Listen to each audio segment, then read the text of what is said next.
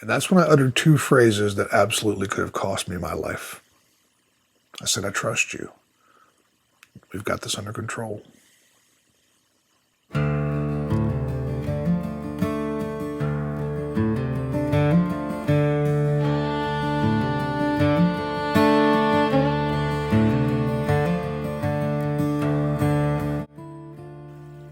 I'll share something with you all that I learned the hard way. And that's the moment we tell ourselves, I've got this under control. Life is a funny way of proving us wrong sometimes. And for me, it happened in the company of a venomous snake that could have very easily killed me. But this is not so much about the snake as it is about the illusion of control. It was 2015 and I was at the Cape Fear Serpentarium in Wilmington, North Carolina with my best friend and reptile mentor, the late Dean Ripa. I was filming a documentary about his rather exceptional life, and it was just another day of shooting. Dean was a pioneer in keeping and breeding the Bushmaster, one of the most dangerous pit vipers on the face of the earth, and coincidentally the largest pit viper on earth. This snake can get massive, and it comes with quite a reputation, and it's not one that's built on folklore. People die from this bite, even with antivenom. You get tagged by a Bushmaster, it's not a matter of bargaining with luck. It's a race against the clock, and time is tissue. The fangs on this snake are gigantic. And there's an old saying amongst Costa Rican natives that goes something along the lines of, if a Bushmaster bites you, go find a pretty tree to lay down under and enjoy the sky, because you're going to die soon. I know it's poetic, right? My point is that this is not an animal that you should take casually, ever. Dean knew the Bushmaster better than arguably anybody on the planet, and I had grown to trust his judgment very, very literally. I trusted him with my life. I had been at his exhibit off and on for the better part of a year, filming his entire reptile collection, and I'd gotten used to his protocols, used to his ebb and flow and the way things were laid out and done there. But I also wasn't using fancy wildlife lenses or anything like that, so if I wanted to get certain shots, I had to get close, oftentimes uncomfortably close. That had never really been a bothersome element, though, because I had plenty of room to work with in general. And I was really good about noting my exits. So I always had a quick escape route in case something were to go belly up on me. But on this particular day, we were shooting footage, and Dean wanted to relocate one of his blackhead Bushmasters from one enclosure to a different area, to a different enclosure. And he had brought down a transport bucket to move the snake, and of course, I wanted to film it. Problem was, where this animal was housed was in a narrow corridor, one way in, one way out, about 15 feet long and about 4 feet wide, with Bushmasters exclusively in enclosures running the length of the hallway of the room. At first, I tried to set my shot up behind Dean in the doorway, but then, of course, that would have meant that I was blocking his exit if something were to go wrong. So then I tried to pivot to his other side, but the frame of the door was eclipsing the angle I needed, and that wasn't going to work. And that left me one option if I wanted to get the shot, and that was to get on the other side of him, which would put him and the snake between me and the exit. So I go over there and I start setting my tripod up.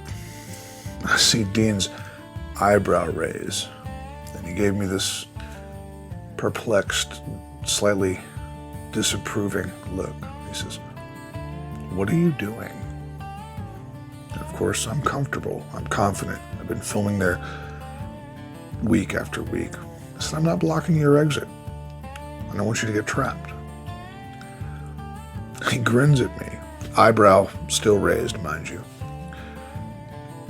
And he looks at me like I was the biggest fool on planet Earth. And arguably in the moment, I was. And he said, yeah, but where's your exit? And that's when I uttered two phrases that absolutely could have cost me my life. I said, I trust you. We've got this under control. It's important to understand something about Bushmasters. They don't typically strike and release the way, say, a rattlesnake does. When they commit, they latch on, and they pump gobs and gobs of venom in, hard and fast. So we couldn't waste any time. The plan was simple. Dean was going to open the enclosure, introduce a frozen thawed rat to this hungry serpent, and then with its mouth occupied, he was going to move it into a transport bin. Now, we'd done this dozens and dozens of times with a variety of snakes. I had never seen anything go less than perfect, hence my confidence. It had always been controlled. Dean kept his eyebrow raised at me, and he just sarcastically nodded. He asked me if I was sure. And then, to add insult to injury, I think I said something even dumber. I turned to him and I said, I'm making a film. Anything for the shot. And I'll never forget what he said. He said, you have an artist's heart and a fool's brain. Then he slid the transport bin towards the enclosure. He put a rat on a long set of feeding tongs, and then 3, 2, 1. The enclosure opened, the rat dangled, the snake struck, it latched on. Dean slid a pair of snake hooks underneath its belly, and he went to move it. But just as he lifted it up and headed towards the bin, it slipped off the hook, and in a split second, it ejected the rat from its mouth. And that's when it retracted into an almost coil, stiffened up, and looked to the closest potential threat in the room. Me. My body froze. I was literally too scared to breathe. All that thing had to do was pop off in my direction, and it could have easily made contact with any portion of my legs, although from where it was, it probably would have been my upper thigh, my inner thigh, and possibly my groin. Bad news for me, either way. What could I do? Where could I go? I was literally boxed into a corner with a deadly pit viper, an animal that didn't understand what was happening. I mean, it only knew that there were these 6-foot bipedal humans surrounding it, and it's got one way to protect itself. And I happened to be the closest threat. Now, I knew if that animal made contact with me, the odds of survival were pretty slim. And all I can remember thinking was, will I have time to call my family and say goodbye? That was the moment that I realized control, this idea that we can govern anything outside of our own decisions, is nothing but an illusion. I was very literally making my peace and preparing to die. Dean was trying to get the hooks back under this thing's belly, but it was only tensing up more and more, and I could feel the beads of sweat pouring down my face. My temples were throbbing. I don't think I ever remotely knew terror like I did in that moment. And right at that point where I resigned myself to my demise, Dean made a second pass with the hooks, and he was able to secure the snake and get it to the bin before it decided to give me the kiss of death. And it's interesting because I remember From the moment he lifted it up until he got it to the bin, that animal didn't take its eyes off me the entire time. It was looking through me.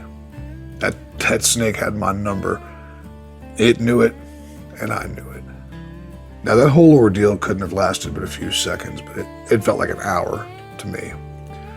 And it left me with an understanding that I have carried with me every day since I heard that transport bin lid close. I learned a lot in my few years around Dean, but that day, that lesson was the most gripping. We understand on an intellectual level that control is an illusion, but being stared through by a bushmaster kind of puts things in a whole new perspective. At least it did for me. Have you ever had a moment like that? Have you learned that control is an illusion? I'd love to hear how. I always enjoy your stories and your feedback in the comments. And if this kind of lived experience, storytelling is up your alley, please subscribe to the channel. Come back for more. As always, I appreciate each and every one of you. I will see you next time. Y'all be well.